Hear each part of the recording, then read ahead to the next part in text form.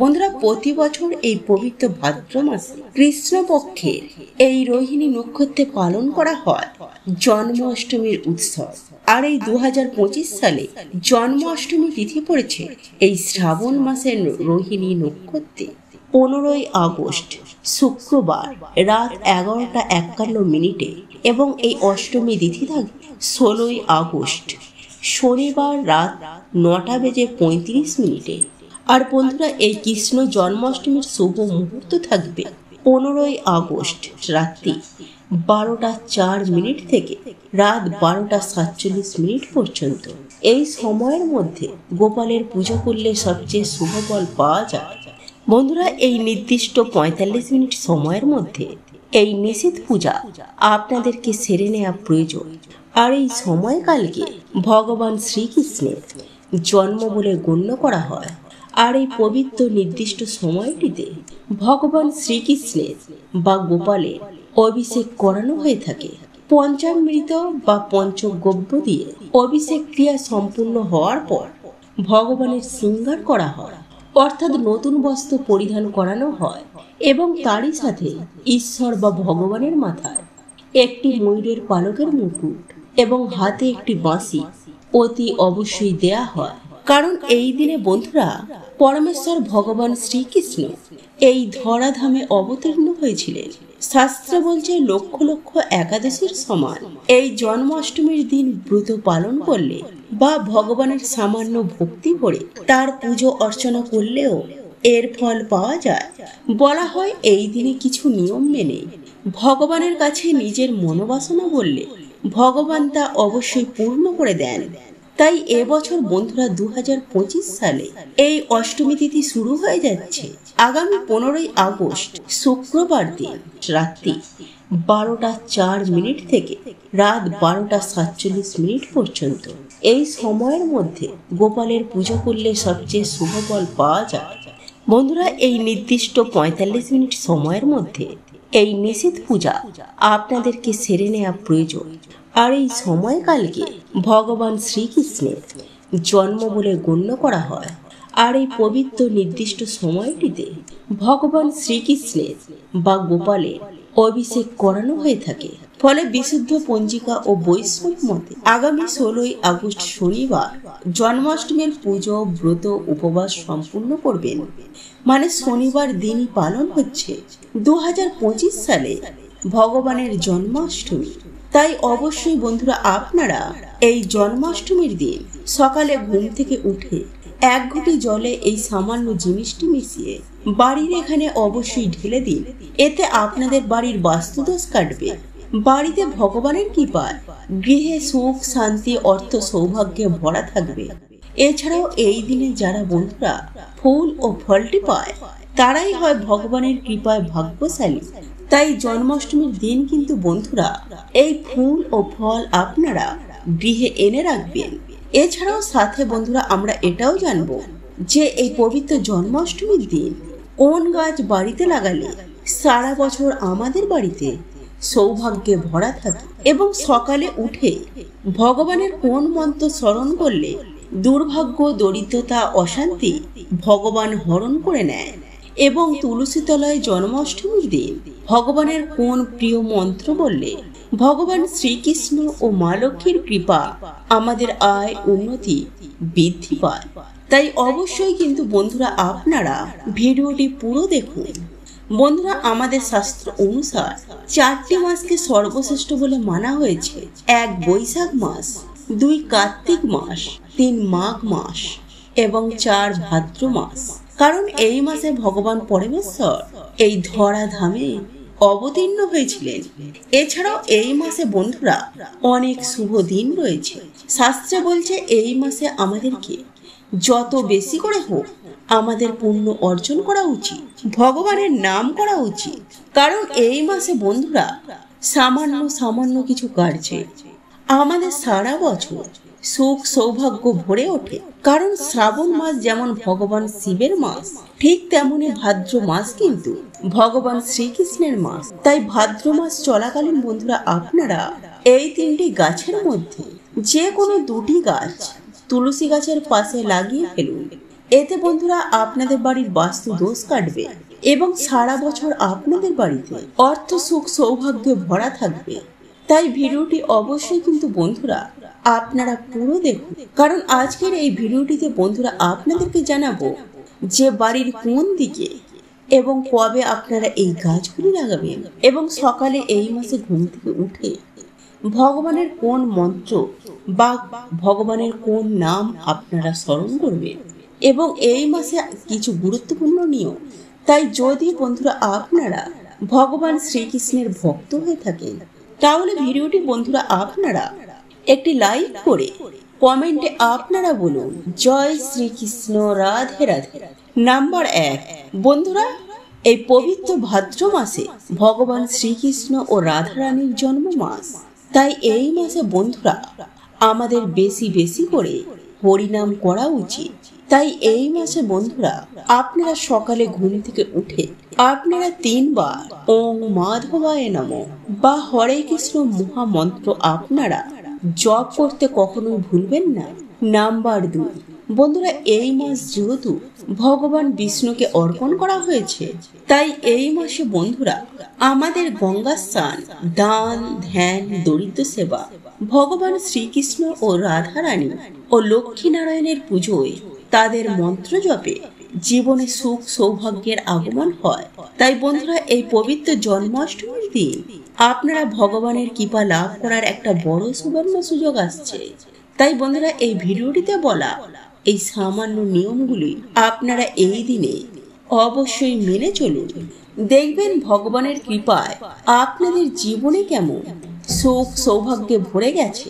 বন্ধুরা এই পবিত্র ভাদ্র মাসে অর্থাৎ জন্মাষ্টমীর মাসে বন্ধুরা এই মাসে সব থেকে গুরুত্বপূর্ণ কাজ হচ্ছে তুলসী গাছে জল অর্পণ করা। কারণ বন্ধুরা শাস্ত্রে বলছে যে এই মাসে তুলসী গাছে জল অর্পণ করলে যমরাজও তাকে ছুঁতে ভয় পায়, এমনকি অকাল মৃত্যুও কাটে। তাই দেবাদিদেব মহাদেব বলছে যে বাড়িতে তুলসী গাছ থাকে সেই বাড়িতে স্বয়ং মাধব বিরাজ করেন।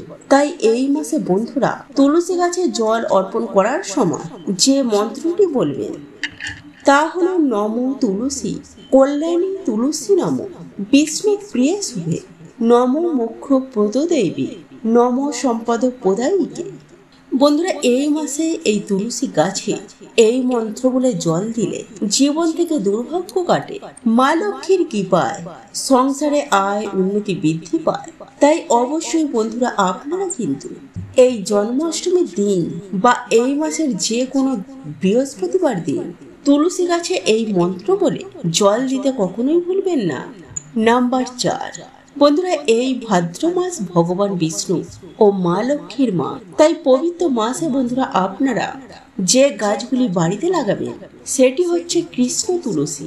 বন্ধুরা এই মাসে আপনারা বাড়ির উত্তর এবং পূর্ব দিকে রাধারানীর নাম নিয়ে একটি তুলসী গাছ লাগিয়ে দিন।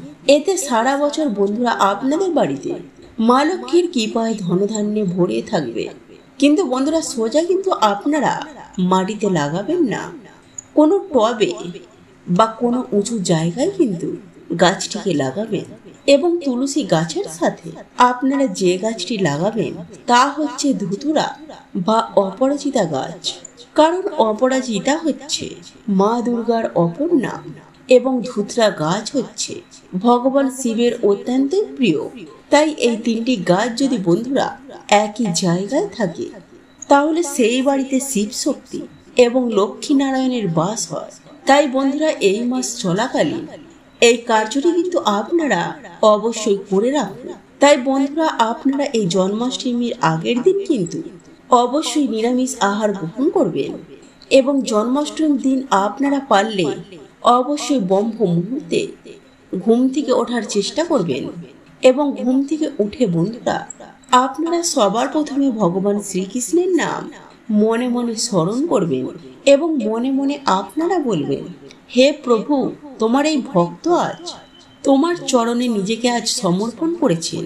তাই প্রভু তুমি আমায় শক্তি প্রদান করো যে তোমারই পুজো অর্চনায় আমি মন দিয়ে ভক্তি ভরে করতে পারি। এবং তারপরে বন্ধুরা সকাল সকাল স্নান করে আপনাদের ঠাকুর ঘর, আপনাদের ঘর সংসার পরিষ্কার পরিচ্ছন্ন করে আপনারা যেমন পারবেন তেমন করে সাজিয়ে তুলুন। কারণ ভগবান শুধু ভক্তের ভক্তি দেখে, যে আপনি কতটা ভক্তি নিয়ে ভগবানের ওপরে আস্থা রেখে এই কার্যগুলি করছেন। তাই এরপর বন্ধুরা আপনাদের সামর্থ্য অনুযায়ী আপনারা ভগবানকে ভোগ নিবেদন করুন। যেমন ক্ষীর, মালপোয়া, মোহনভোগ, নারিকেল নাড়ু, মাখন, পায়েস, মিষ্টি, লুচি, সুজি, বাসন্তী পোলাও। এছাড়াও বন্ধুরা ভগবানের পুজোয় আপনারা ধূপকাঠি, কর্পূর, জাফরান, চন্দন, সিঁদুর, সুপারি, পান এবং পুষ্পাঞ্জলি দেওয়ার মতো ফুল, পদ্ম, তুলসীর মালা, তুলসী মঞ্জুরি, কাঁচা হলুদ, দুর্বা ঘাস, আতপ চাল, গঙ্গা জল, দুধ, দই, ঘি, মধু, চিনি। এছাড়াও বন্ধুরা আরো অনেক কিছু লাগে, কিন্তু সাধারণভাবে আপনারা এগুলি দিয়েও ঘরোয়া পুজো করতে পারবেন। কিন্তু বন্ধুরা যদি আপনারা কোনো কারণে এই দিন আপনারা জোগাড় করতে না পারেন, যদি আপনাদের কোনো রকমের কোনো সমস্যা থাকে, তাহলে বন্ধুরা সামান্য কয়েকটি তুলসী পাতা দিয়ে যদি আপনারা মাখনও ভগবানকে দেন, তাহলে বন্ধুরা সেই মাখন ভগবান নিজে গ্রহণ করেন। কারণ বন্ধুরা ভগবান কারোর উপরেই কিন্তু ভেদভাব করেন না। এরপর আপনারা ভগবানের পুজোর আগে পঞ্চামৃত বা পঞ্চদ্রব্য দিয়ে ভগবানের স্নান কার্য অবশ্যই সম্পূর্ণ করুন। এরপর আপনারা যে উপকরণগুলো আপনাদেরকে বললাম তা আপনারা ভগবানকে নিবেদন করুন এবং সাথে বন্ধুরা প্রদীপ, ধূপকাঠি অবশ্যই জ্বালিয়ে দেবেন এবং ভগবানের প্রিয় ফুল যেমন কুমুদ, করবী, মালতী, পলাশ, নয়নতারা, পদ্ম, এছাড়া বন্ধুরা সাদা ও হলুদ রঙের যে কোনো সুগন্ধি ফুল ভগবানের খুবই প্রিয়। এবং ভগবানের প্রিয় ফল হচ্ছে শসা, তাল, নারিকেল। তাই বন্ধুরা এই দিন কিন্তু আপনারা অবশ্যই তাল ও নারিকেলের বড়া ভগবানকে অবশ্যই নিবেদন করবেন। এরপর বন্ধুরা আপনারা কিন্তু অবশ্যই ভগবানের সামনে বসে হরে কৃষ্ণ মহামন্ত্র 108 বার জপ করবেন এবং সেই দিন আপনারা পারলে পবিত্র গীতা গ্রন্থে যে কোনো একটি শ্লোক আপনারা পাঠ করুন। যারা ব্রত রাখছেন তারা কিন্তু সেই দিন কোনো রকমের বন্ধুরা অন্ন ভোজন করবেন না। যদি একদমই না পারে তাহলে আপনারা ভগবান শ্রীকৃষ্ণের কাছে ক্ষমা চেয়ে ফলাহার গ্রহণ করতে পারেন। বন্ধুরা আপনারা কি করবেন, যে কোনো একটি ঘটের মধ্যে জল ভরে রাতের বেলা আপনারা আপনাদের ডাইনিং রুম বা দরজার সামনে রেখে দেবেন। এরপর সকালে যখন আপনারা ঘুম থেকে উঠবেন আপনারা সেই জলটি নিয়ে গিয়ে আপনাদের বাড়ির সদর দরজার ভেতর দিকে দাঁড়িয়ে বাইরের দিকে মুখ করে ডান দিক বাঁ দিকে ফেলে দেবেন, ডান দিকে এবং বাঁ দিকে ফেলে দেবেন। এতে বন্ধুরা আপনাদের বাড়ি থেকে গ্রহ দোষ কাটবে এবং প্রতিনিয়ত যদি আপনারা এই প্রক্রিয়াটি করতে পারেন তাহলে আপনাদের ডেফিনেটলি আর্থিক উন্নতি হবেই হবে। কারণ বন্ধুরা এই প্রক্রিয়াটি এতটাই শক্তিশালী যে কিছুদিনের মধ্যেই এই প্রক্রিয়াটির ফলে মা লক্ষ্মীর আগমন ঘটে। নাম্বার 3, বন্ধুরা আমরা প্রত্যেকেই আমাদের ঘুম থেকে ওঠার পর আমাদের সদর দরজা বা উঠানের সামনে ঝাঁট দিই। কিন্তু বন্ধুরা আপনারা কি করবেন, শনিবার ও রবিবার ঝাঁট দেওয়ার আগে সেই জায়গায় আপনারা একটি ঘটিতে জল ভরে তার মধ্যে কিছুটা হলুদ গুলে সেই জলটি ঢেলে দিয়ে তারপর ঝাঁট দেবেন।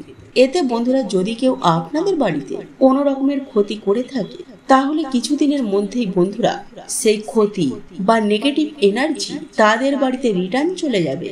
নাম্বার 4, বন্ধুরা যদি আপনাদের বাড়ি থেকে কেউ যদি দূরে ঘুরতে যান বা যখন কেউ আপনাদের বাড়ি থেকে কাজে যাবে তখন তার নামে আপনারা একটি ঘটিতে বা একটি পাত্রে জল ভরে রাখবেন এবং যখন তিনি আপনাদের বাড়িতে ফিরে আসবে তার পরের দিন আপনারা সেই পাত্রের জলটি বা ঘটির জলটি আপনারা কোনো গাছে ঢেলে দেবেন। এতে বন্ধুরা পরিবারের মধ্যে সম্পর্ক ভালো হয় এবং নানা রকম বাধা বিঘ্ন থেকে সেই ব্যক্তি রক্ষা পায় এবং নেগেটিভ এনার্জির প্রভাব আপনাদের জীবনেও কিন্তু পড়বে না। নাম্বার 4, বন্ধুরা মঙ্গলবার ও শনিবার আপনারা একটি আসনে বসে একটি পাত্রে কিছুটা জল নিয়ে সন্ধ্যাবেলায় বা স্নান করে আসার পর হনুমান চাল্লিশা বা দুর্গা চাল্লিশা বা মহামৃত্যুঞ্জয় মন্ত্র পাঠ করে সেই জলে আপনারা 3 বার ফুঁ দিয়ে আপনারা সেই জল একটি ময়ূরের পালকের মাধ্যমে বা একটি ফুলের সাহায্যে সারা ঘরে ছিটিয়ে দিন। এই প্রক্রিয়াটি বন্ধুরা আপনারা যদি রোজ করতে পারে তাহলে তো খুবই ভালো, আর যদি না করতে পারেন তাহলে শনি ও মঙ্গলবার এই প্রক্রিয়াটি করতে একদমই ভুলবেন না। এছাড়াও বন্ধুরা আপনারা এই মন্ত্র কিন্তু আপনারা একদমই চেঞ্জ করবেন না। মানে যদি আপনারা হনুমান চাল্লিশা পাঠ করেন তাহলে হনুমান চাল্লিশা পড়েই আপনারা প্রত্যেক দিন এই কার্যটি করবেন। তো বন্ধুরা আমি আশা করছি আপনারা প্রত্যেকেই এর উত্তর পেয়েছেন, এবং যদি আপনাদের মনে কোনো প্রশ্ন থাকে তাহলে কমেন্টে আমাকে অবশ্যই জিজ্ঞাসা করুন। জয় শ্রীকৃষ্ণ, রাধে রাধে। তো এই ছিল আমাদের আজকের ভিডিওটি কেমন লাগলো তা কমেন্ট করে অবশ্যই নিজের মতামত জানাবেন। ভালো লেগে থাকলে অবশ্যই একটি লাইক করবেন। কমেন্টে ভক্তি, ভালোবাসা ও শ্রদ্ধার সহিত জয় মা লক্ষ্মী দেবীর জয় বা জয় শ্রীকৃষ্ণ, রাধে রাধে একটি বারের জন্য হলেও লিখে যাবার জন্য অনুরোধ জানাচ্ছি। আর আপনি যদি আমাদের চ্যানেলে নতুন দর্শক হয়ে থাকে তো বিশেষভাবে অনুরোধ করব চ্যানেলটি অবশ্যই সাবস্ক্রাইব করে পাশে থাকা নোটিফিকেশন বেল আইকনটি অন করে রাখবেন। তাহলে সকলে সুস্থ থাকুন, ভালো থাকুন, পরম করুণাময় ঈশ্বরের অশেষ কৃপায়। তো আবারও কথা হবে আপনাদের সাথে নতুন কোনো ভিডিওর বিষয় নিয়ে।